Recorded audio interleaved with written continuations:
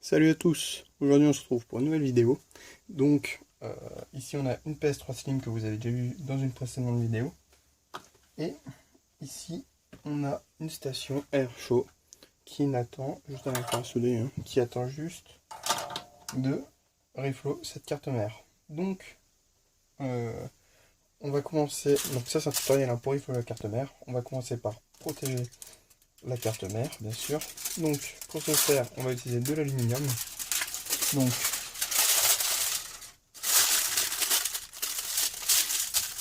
qu'on va placer de cette manière.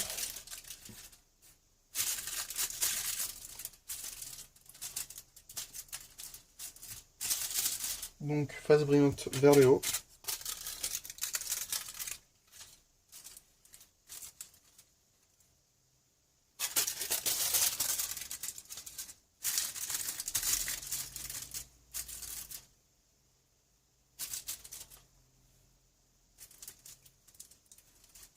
Et alors je sais qu'on peut mieux faire, mais ça suffit amplement de la protéger comme ça. En tout cas c'est ce que j'ai toujours fait. Et jamais eu de problème ni avec des condensateurs qui éclatent, ni rien. Par contre,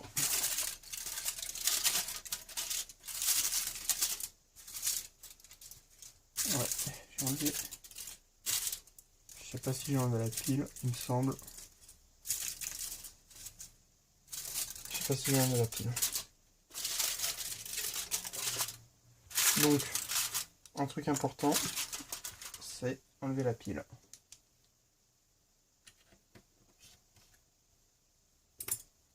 Comme ceci. Alors, on ne va pas travailler sur la nappe.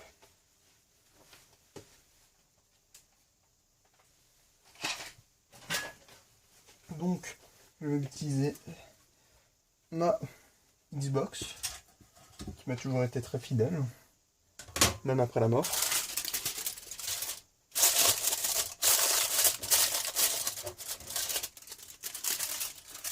Donc, on va mettre ça comme ceci.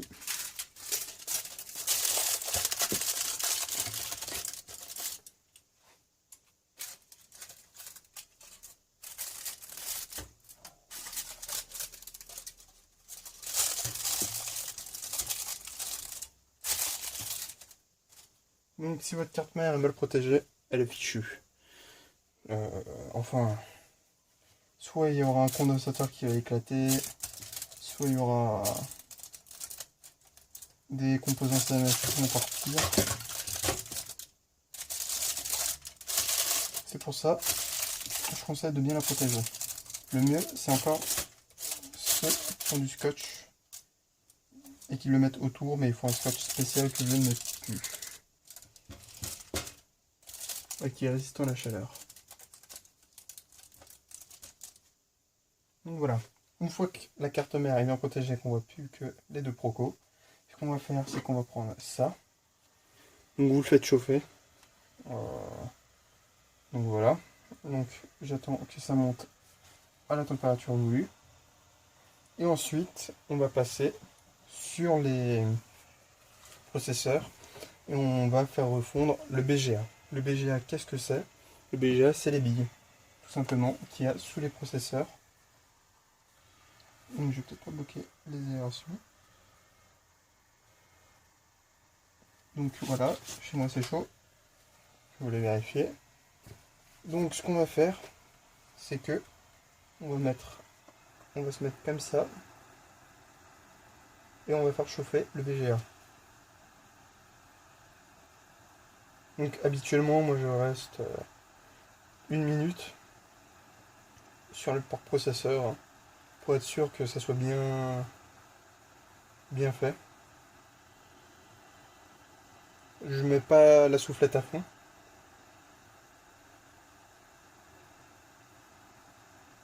Donc là, j'essaie d'uniformiser la chaleur.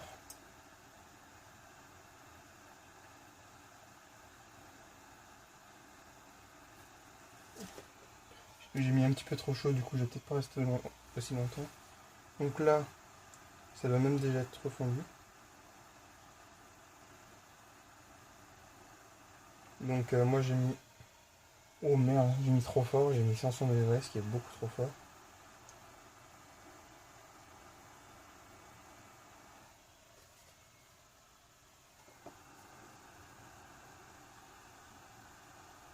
Donc au moins ça me permet, même si c'est trop fort, de ne pas avoir à trop rester dessus. En fait, les billes d'étain vont se refondre. C'est ce qui est en train de se faire là. Et elles vont se reformer en une seule bille d'étain. Parce qu'elles se cassent. Donc ça faisait deux billes, on va dire.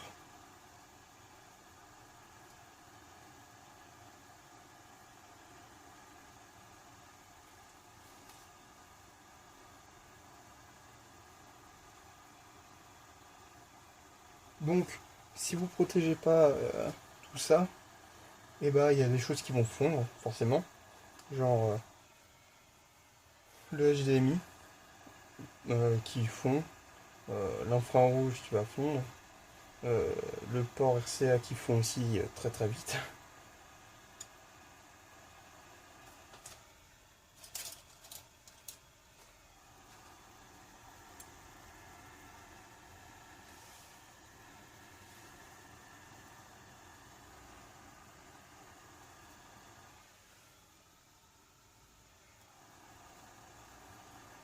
Donc moi je fais toujours comme ça.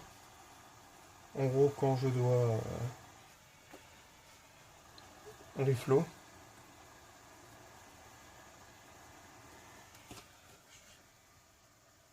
je baisse même un petit peu la ventilation. Surtout n'y allez pas trop fort. Et ne restez pas toujours au même endroit sinon vous allez faire exploser quelque chose. J'ai déjà fait exploser des comment ça s'appelle des condensateurs, voilà.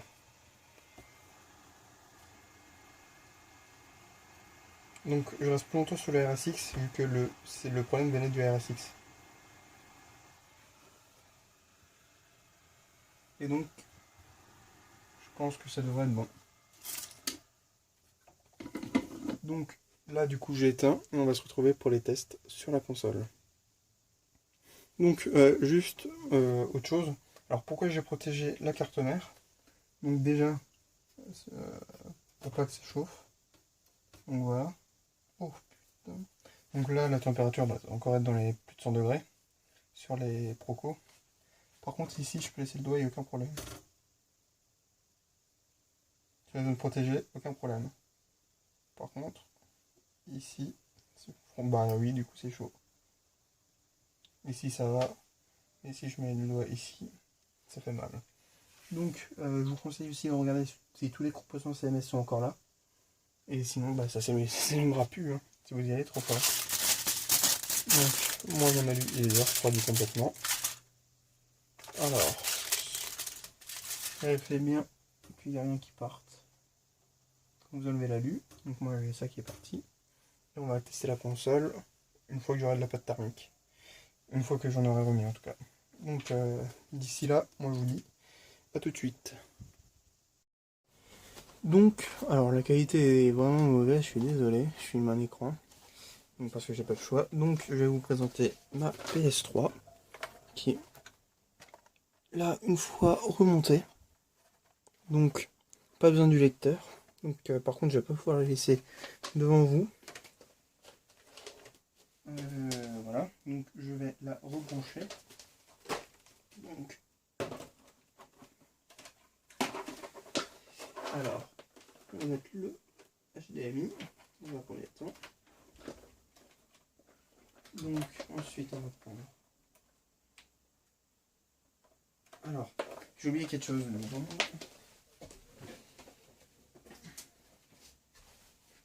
Donc j'ai oublié de mettre le bouton pour Euro 9.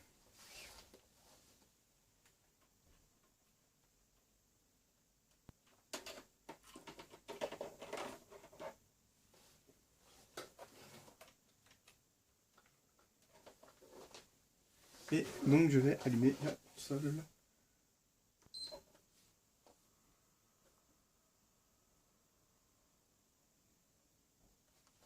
Donc Bien sûr, je l'ai allumé sans lecteur de disque.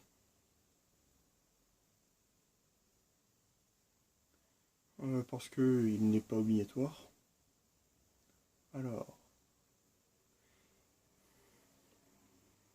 j'ai oublié de remettre le disque dur.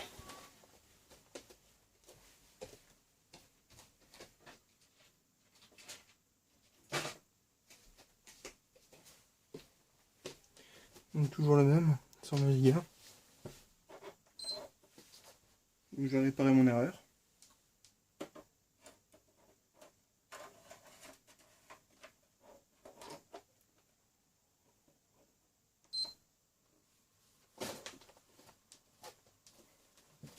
Donc tout à l'heure ça avait frisé au bout de 30 secondes que j'avais allumé la play. Hein. Et du coup, alors, oui, bah on a enlevé la pile. Hein. Alors, on s'en fout, on va valider.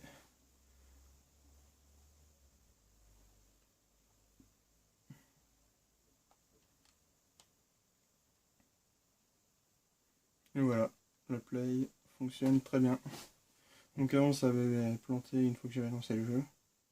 Donc est-ce que c'est installé? C'est pas installé.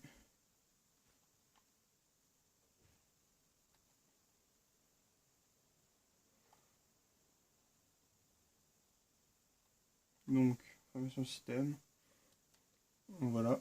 Alors je m'en fous, vous pouvez prendre l'adresse MAC, j'en ai rien à carrer. C'est gratuit. Donc voilà, elle fonctionne parfaitement. Donc ça c'était l'interface, hein. Donc le software. Et nous, alors on va passer, je suis obligé de cacher un petit peu l'objectif. Et donc nous, ce qu'on a là, alors, voilà, c'est la console qui était en train de démarrer. Et ici, vous voyez qu'elle est allumée.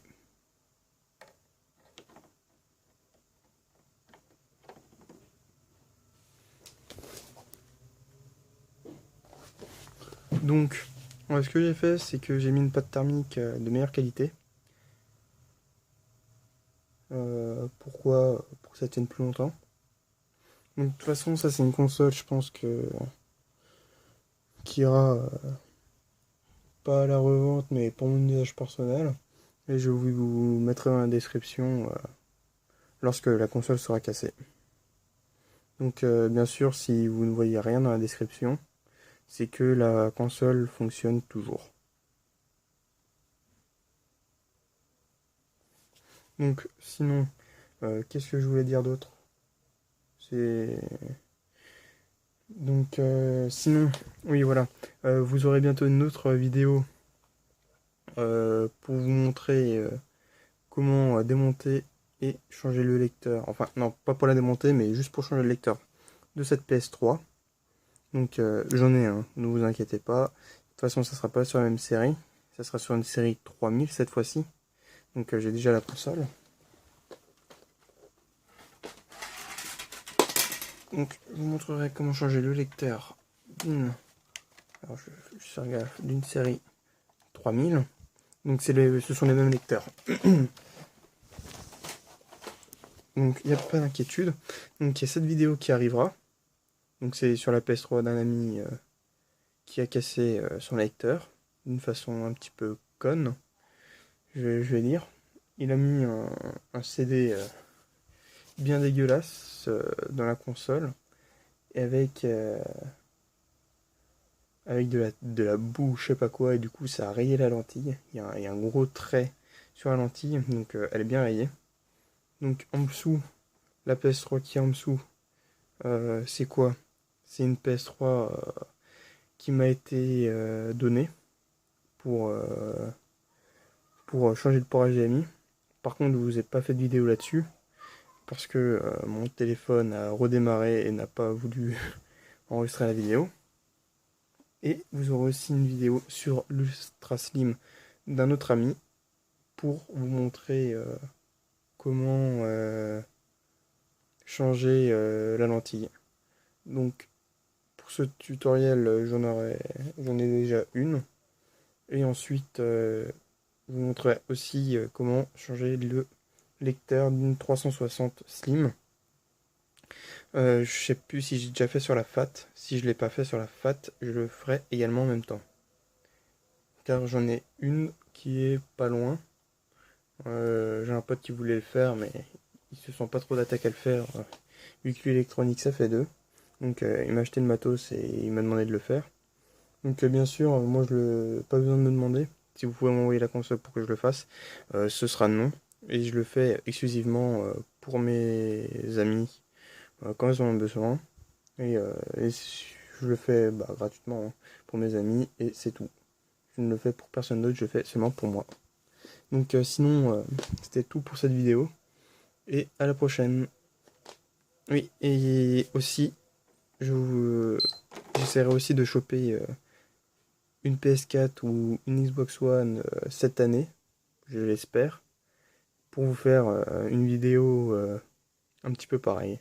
Donc ça par contre, c'est pas sûr que j'y arrive, parce que j'ai qu'une seule personne dans mon entourage qui a une de ces consoles, et il en prend soin. Elle est sous garantie. Du coup, c'est pas dit que j'y arrive. Je me suis peut-être dit que si je change de console, j'en achèterai une dans un mauvais état pour faire une vidéo dessus. Et ça fera un petit peu de contenu en même temps. Parce que c'est pas forcément quelque chose qu'on trouve partout, le changement d'un lecteur de Xbox One pour le moment. Donc sinon, c'était tout pour aujourd'hui. Et je vous dis à la semaine prochaine pour une nouvelle vidéo. Salut!